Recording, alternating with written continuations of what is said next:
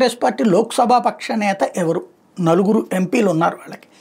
నలుగురిలో ఇప్పటిదాకా లోక్సభ పక్ష నేత మిథున్ రెడ్డి, తను జైల్లో ఉన్నారు.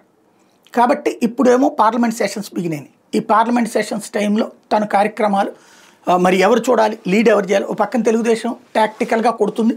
లావు శ్రీకృష్ణదేవరాయలు వాళ్ళ ఫ్లోర్ లీడర్, ఆయన ఆధ్వర్యంలో మంత్రులు ఉన్నా కూడా ఎవరెవరు అటు రామ్మోహన్ నాయుడు కావచ్చు, ఇటు పక్కన ఏదైతే పిన్నమనేనున్నా వీళ్ళు కూడా, ఇదే పెమ్మసాని ఉన్నా వీళ్ళందరూ కూడా లీడ్ కృష్ణదేవరాయలు వహిస్తారు. అక్కడ వీళ్ళిద్దరూ మంత్రి సీట్లో కూర్చుంటారు.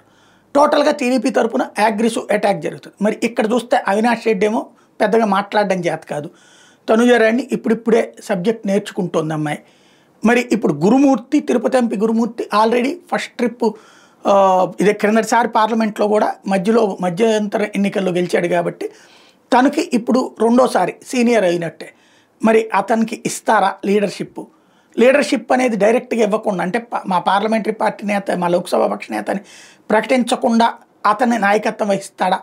మరి ఎస్సీ అయినటువంటి తనకు మంచి టాలెంటెడ్ ఉంది, ఎస్సీ సామాజిక వర్గానికి సంబంధించి అన్నటువంటి వ్యక్తికి ఇచ్చినట్టుగాను ఉంటుంది కాబట్టి అనౌన్స్ చేద్దామంటే ఇక్కడ మిథున్ రెడ్డి వాళ్ళు ఏం ఫీల్ అవుతారో అన్నది. ఇప్పుడు ఇదివరకు రాజుగారి ఫీలింగ్ కూడా అదే కదా, 2 రెడ్లే తీసుకుంటారు. అక్కడ విజయసాయి రెడ్డి, ఇక్కడ ఈయన ప్లస్ మిథున్ రెడ్డి, పైన పార్లమెంటరీ పార్టీ నాయకుడు కూడా అక్కడ రెడ్డి గారే తీసుకుంటారా, విజయసాయి రెడ్డి 2 పదవులు ఆయనకి అన్నటువంటిది అప్పుడు ఆయన బయటికి వెళ్ళడానికి కారణాలు ఒకటి. ఇప్పుడు ఇక్కడైతే ఎవరు బయటికి వెళ్ళేవాళ్ళు కాదు.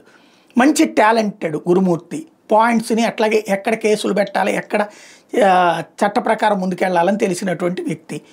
ఊరికినే లూజ్ టాక్ మాట్లాడే మనిషి కాదు. తనకి లీడ్ని డైరెక్ట్గా ఇవ్వకుండా ఇప్పుడు లీడ్ చేసేలా చేస్తారా చూడాలి.